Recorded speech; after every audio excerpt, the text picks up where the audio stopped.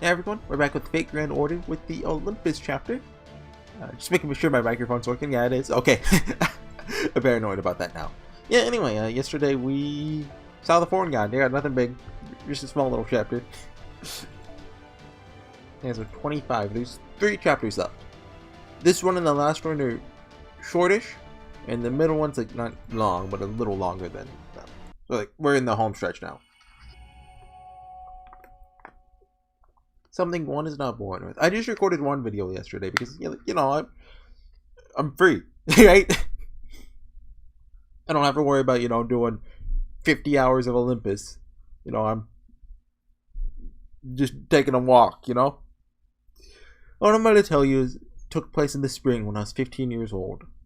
Who's this? Back then, I thought the future was bright and full of hope. I was born into an environment far better than most could have hoped for, with talents far greater than most could have dreamed of. Is this Krishtaria? I knew I was destined for great things, and that my purpose was to see them done. I'm going to create something beautiful. I'm going to create something wonderful. It was that ideal, that passion, that made me apply myself to my studies days in and out. My studies day in and day. Okay. As a result... Okay, yeah, it is. Okay, we're seeing the rest of this. Okay. I ended up in this filthy dump. Found myself in a place that would never give rise to ideals or principles of any sort. The pain in my chest made me gasp. Couldn't move my limbs at all. Fortunately, I was still able to treat the wound on my chest. Since I'd been chosen to take over the family in lieu of my father, I possessed a magical crest that had been reinforced over 11 generations. It was designed to heal its bearer in the event they suffered an injury, even if they could not do so themselves. Is Kristania gonna live? But now the crest was no longer functioning. Its mana was stagnant, like anecdotes from the curses department. Oh, is this gonna be why he dies? Knew it must have been poisoned with an anti-mage toxin, one designed to attack its target's nerves and blood. Enough time has passed for the toxin to work through my body. Both my crest and circuits were completely dead. I could no longer counteract the toxin myself, and would require assistance. Yeah. The situation couldn't have been worse. I was trapped in enemy territory. What strength I had was fading fast. The only hope I had of surviving was if my grandfather noticed something amiss and sent someone to rescue me. The problem was, I had no way of knowing if it would last that long. It looks kind of crazy. Awake! Awake! Awake! Especially with more of my father's assassins looking for me. Felt as though the basement room's already pungent stench had suddenly gotten even worse. The boy was wearing a coat that someone else had clearly thrown away, and his hair hadn't been washed in years. He must have carried me here to where he lived when he found me crawling through the alley after the attempt on my life. I could only guess he thought he could make money off of me based on my clothes and appearance. Still alive! Alive! Hearing the boy digging through a can full of garbage, I was unable to hide my disgust. I was deeply ashamed by the fact that such a pitiful creature had saved my life. Treasure! Treasure! Here! Eat! The boy pressed a piece of completely stale, moldy bread up to my mouth. He forced me to eat it, wiping the crumbs off my face with his filthy sleeves. Whatever his intent, his efforts were far from helpful. My wound had closed, but my digestive system was only barely working. Rather than helping me recover my strength, eating barely edible food like this would only upset my stomach and make my condition worse. It's good! Eat! Eat! But I lacked both the strength to resist and the energy to refuse, so I reluctantly opened my mouth and choked down the rock-hard bread. This kid's creepy. I don't like him. I mean, he's being nice. He's helping him out. He just fed him. Once I managed to finish the food he forced upon me, the boy stepped away from my bed with a satisfied smile. He then moved to a corner of the room where he sat down cross-legged, continued his unsettling laugh. I was racked with both chest pain and shame about the predicament I found myself in. I realized there's nothing I could do, so I simply lay back and closed my eyes. This would all be over in a few hours anyway. My assailant was almost surely a mage, so it'd be trivial for them to track me down. How long has he been here? Did it say? It sounded like he'd been here for days. It was only a matter of time until they discovered this place and came to finish me off while I was still incapacitated. Any help that might be on its way will never get here in time. Not even a god could rescue me from this situation. Wink, wink.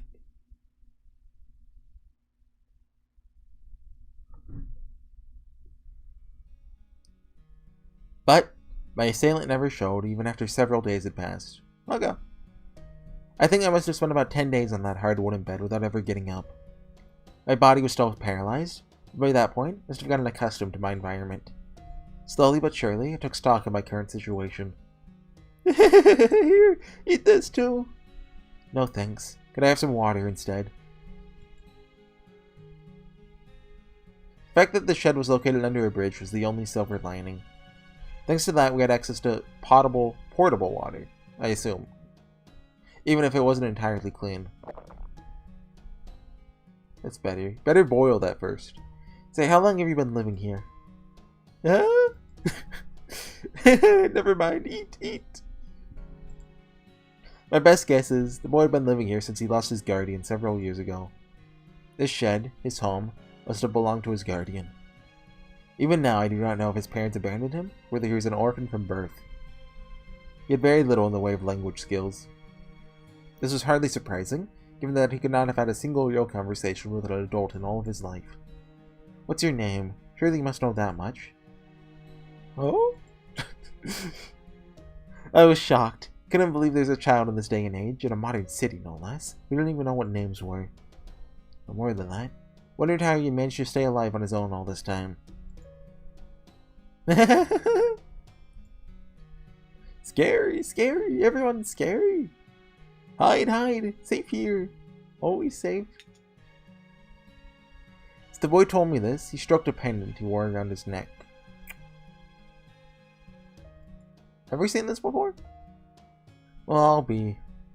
Even though I couldn't use magecraft at the time, I still tell the boy is holding a misty coat of concealment. What's more, he has an antique of incredible value. A talisman that belonged to a sect of witches who have been living in England's deepest forest since even before the clock tower was founded. Let's shoot a sack. Now I see. That explains it. No wonder my assailants hadn't been able to find me. The room I'd been staying in was rendered almost completely invisible. You're right. That really is a treasure. Huh? Couldn't bring myself to ask the boy if his parents had left him the talisman, or if he discovered it himself somewhere. At least now I understood his situation. It was a pendant that enabled him to carry me here from the alley without being seen. It must have also been what enabled him to safely borrow food from nearby stores.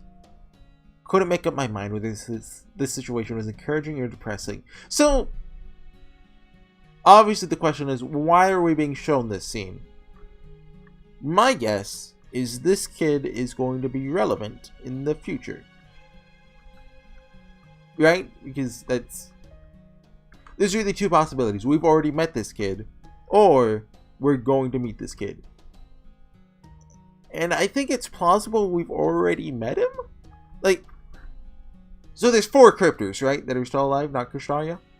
Kadak, who I don't think that really fits. Pepe, I mean, I feel like we already know enough about Pepe that this couldn't be him. Beryl, who, that actually does fit. And David, who it could easily be David. So, we know nothing about David, so anything works with him, right? With Beryl, I mean, I can kind of see it. Assuming this kid got this talisman from the witches. Beryl had a old woman he mentioned who was alive during the Industrial Revolution. Maybe that werewolf thing was a red herring, or maybe it's true and, werewolves just aren't immortal in this, which makes sense to me. The old woman, witches live for a long time. That's canon. They're crazy. Plausible? I think so. So, unless future information is given, I'm gonna bet this kid's either David or Beryl.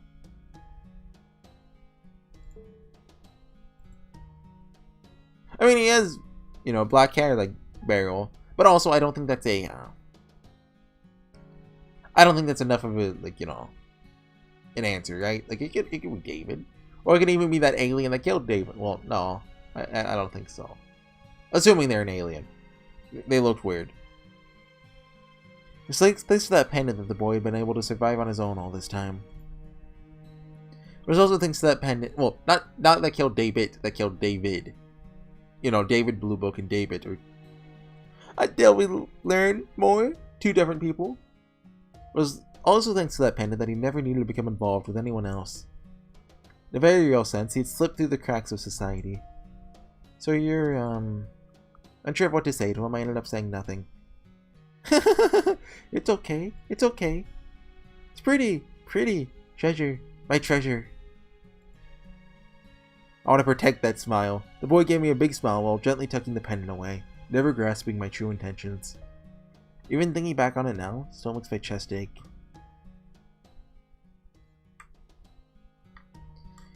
Several more days passed and I made a number of new discoveries. Always saw you on bridge. Always I saw. Oh, right, imagine, you know, he crashed to school to go to, well, he crashed to school to go to the bridge every day. Yep. Finally jogged my memory. This boy was the vagrant I'd seen when crossing the bridge. Always saw you. Always. I'll never understand what it must have seemed like to him. I'll go further. Should never presume to think I could understand. All I can say is that, as far as he was concerned, as someone who'd seen crossing the bridge, that was enough for him to help me. The boy may have been ignorant, but he wasn't stupid. In his own way, he understood the current situation too. For starters, he never once left the room. Some part of him understood that if he went outside, even with the pendant, there's a chance the people who attacked me would discover us. So for almost 2 weeks, he fed me using food he already had on hand. Food, food, food. What's wrong? Is there a problem? Food? No. No problem. Safe here. Safe. I see. That's alright then.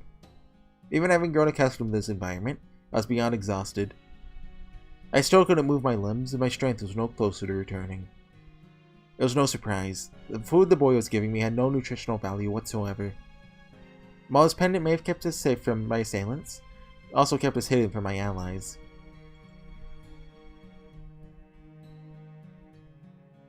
I sighed loudly in despair and closed my eyes. As I slept, I dreamed of my body rotting away like a decaying tree until I finally died.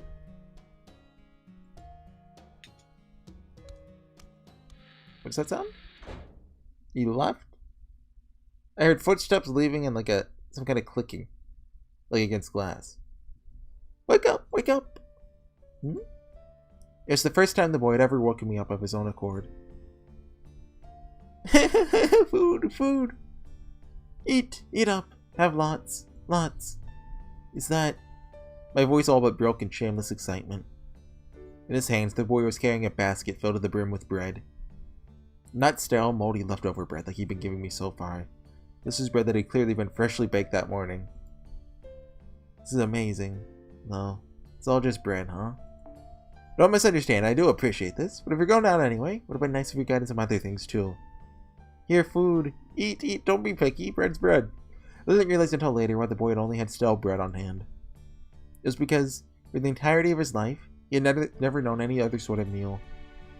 I didn't understand that back then, since mine had been a life of luxury. Fortunately, there was something else I failed to notice too.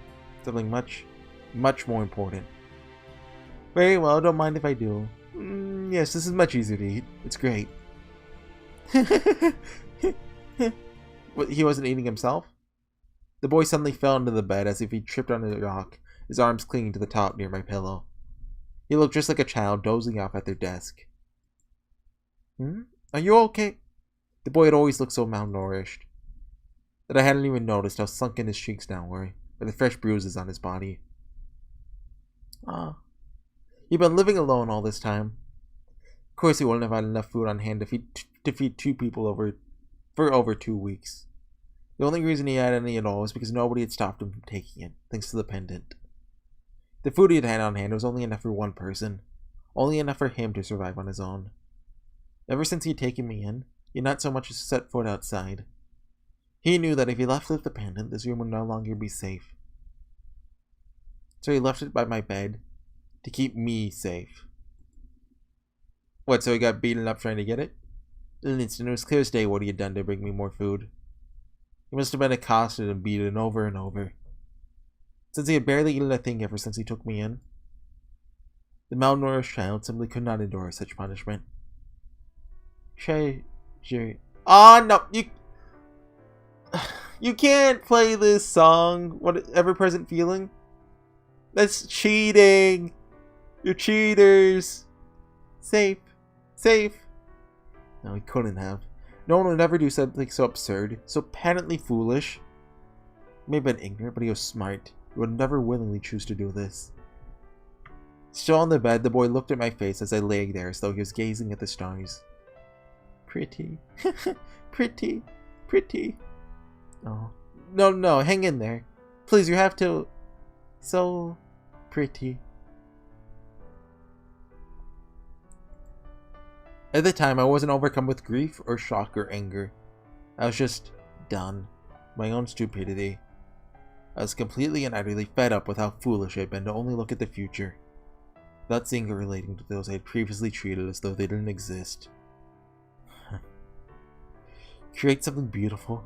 Born to be a king, a chosen genius. What a joke. No. Jokes are at least funny. I had no idea what I had been talking about. I bragged endlessly about creating beautiful things, blindly trusting that simply calling them beautiful was enough. I never once stopped to think about what it was that I considered beautiful. The boy's value hadn't changed. He had wasted his life on something so foolish, so stupid as saving me. I was from the upper crust, he was from the bottom of the barrel. That much was clear from what we were each bound to contribute to the world in years to come. But still, could I do what he did? Could I risk my life solely to keep a perfect stranger from starving? Could I risk my life without receiving anything in return, all for something I felt was beautiful? Why, of course. I can do that. Roused my body from its long slumber, very literally burning my soul for energy. If you can get up before, just do it before he dies. Can feel my magical energy. Circuits, a gift I had all my life up to that point, physically crumble away. Then, after paying that steep price, too late, too little, too late by then, ate every roll the boy had brought me. That's right. If he could do it, then I had to as well. Now that he had shown me what was possible, it was incumbent upon me to pay him back. Yeah, actually, he's just asleep and starving to death. You know, if you gave him one, he's fine. For what he lacked in property, he more than made up for in benevolence. I need to set my sights higher. I need to be stronger than ever. I shamelessly shoved the food into my mouth, silently willing my cells back to life. I had no time to regret of self-pity. No, I had a job to do, and I was determined to see it done. This was an entirely new motivation. I certainly wasn't born with these convictions. If my life had continued as planned, this new idea would have never even occurred to me. But now, I vowed to dedicate my life to it. To take all of the many gifts I was given, gifts that boy couldn't even dream of, use them to demonstrate the values of human life for as long as my own lasts. Are we cutting to... Is this Olympus or Temple of Time? After taking the full force of Krishtaria Wardom seriously, the foreign god disappeared from the sector of space. Okay, this is Olympus. It looks like from, the Solomon Temple. Whether she is forced to retreat due to injury or simply did so reflexively in response to the unexpected strike is still unclear. Regardless, her exit meant that Olympus would be spared immediate destruction, left only the master and his servant behind in the palace.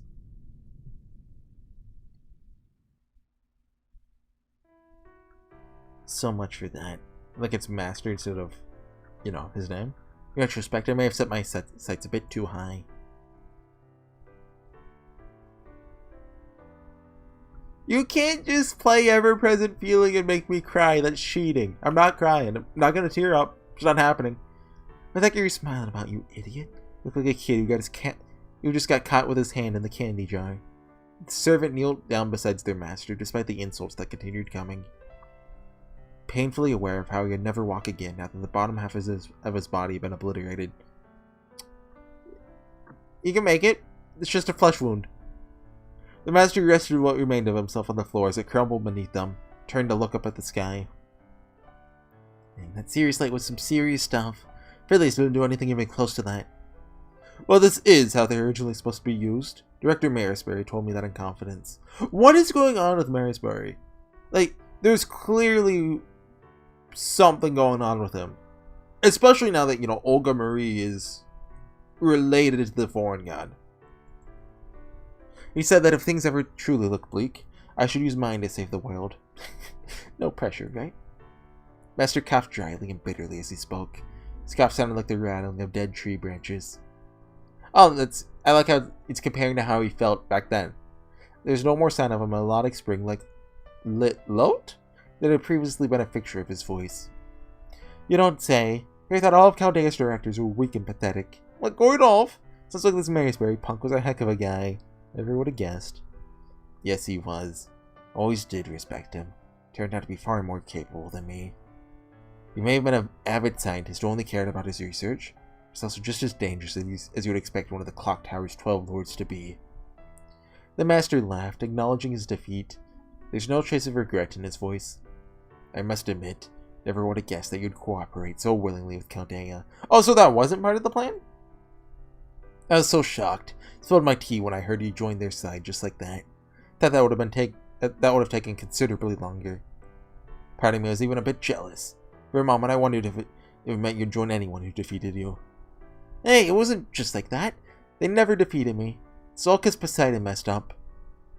What convinced you? Guess it was Chaldea's leader asking me about you. Said he wanted to know what Kersharia Wodan was like now. Not as a mage, but as a person. I think that was the big reason I helped him out this long. Well, that doesn't sound very worth your while. Been helping them all this time without anything in return. Didn't we save their life? Who said I didn't get anything out of it? In exchange, Adam told me a ton of stories about you from your clock tower days. Some born champion you turned out to be. Turns out you're nothing but an overly cautious, stubborn as heck coward. Yes, both the Dioscuri and Ophelia were completely wrong about you all along. The servant laughed joyously. It wasn't laughter meant to mock the ones who had misunderstood the master. It's meant to commend him for keeping up such a perfect front for so long. The master looked up at his servant when he heard the laughter, squinting as if they were too bright to look upon. His eyesight had been clouded over. His breathing was already sharp and shallow. Hey, what about you? Get anything you still want to say? Something you still want to do? Go on, let me hear it. I'll at least do that much for you. Something I still want to do, huh? So, one small piece at a time, Master told his servant about his what-ifs. He explained how each cryptor was required to have an accomplishment worthy of overturning their death in order to bring them back to life. So the foreign guy created environments, customized subjective worlds. Okay, so it's explaining it in detail. It hinted at what was going on, but it never fully said it. Worlds that would let the dead cryptors achieve such a thing. The master was then shifted to these worlds that might have been, yet were never meant to be. From there, he and his fellow cryptor undertook a journey to restore humanity. What's going on with Kadak and Pepe, by the way? They're still just kind of chilling in Olympus. Are we gonna save them? Seriously? So what, you saved the world with them? Only as part of the simulation. They're nothing compared to their real singularities.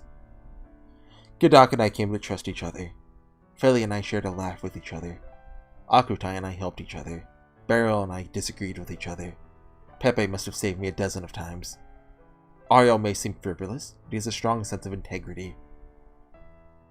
What about David? Really enjoyed getting to understand them. Getting to know their lives. So, obviously, Ariel... I think Ariel is Pepe's real name, right? Because David's last name is... We don't know. Is his name David Ariel? So I forget Pepe's real name, but I assume this is talking about Pepe. What if that's talking about David, though? But all the time the master spent with his teammates was no more than a dream. Illusion that was broken the moment his accomplishment was complete. Now, the only one in this whole world who remembered their trying but important journeys was the master himself. You still treating him like that? What, is your heart made of stone or something? What else could I do? If I told them, they wouldn't know what to make of it. So I just kept it all to myself, like any other dream.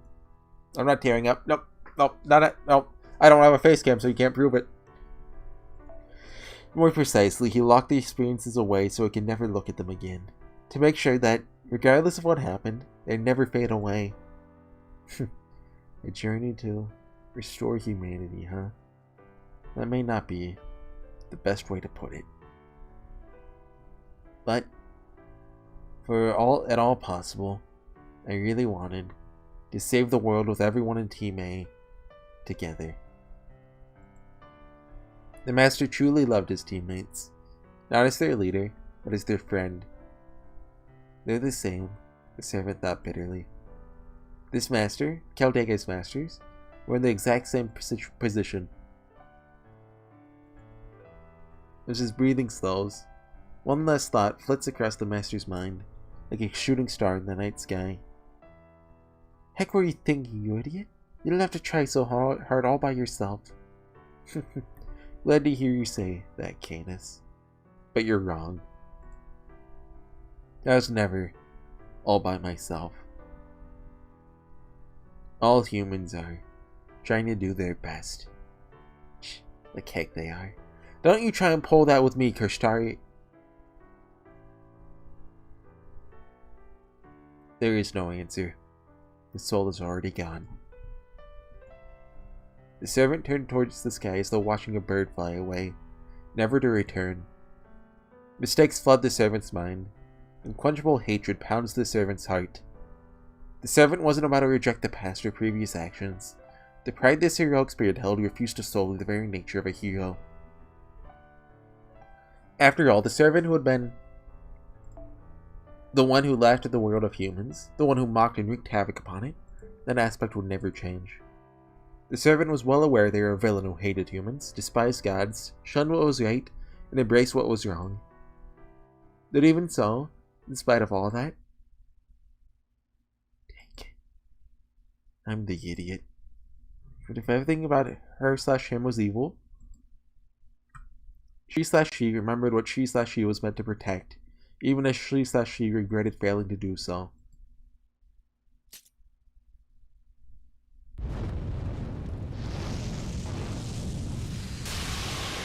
Is Canis going to go beat up the foreign god? She/she took up her spear of lightning, and a golden bird took flight. Her/his next actions would not be for her/his own glory, but to show that she/he was indeed the right heroic spirit for her/his master.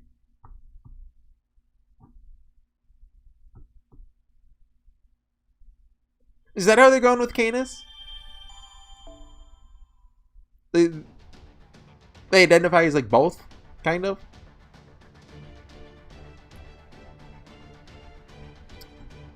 Detached palace, one day at the beyond. Okay, so I need like a week to go calm down from that. That got me good. That got me good. Stupid game. Anyway, I'll see you guys next time with some more Fate Grand Order with the penultimate video. We got 2 more to go after this. So see you guys next time. Bye.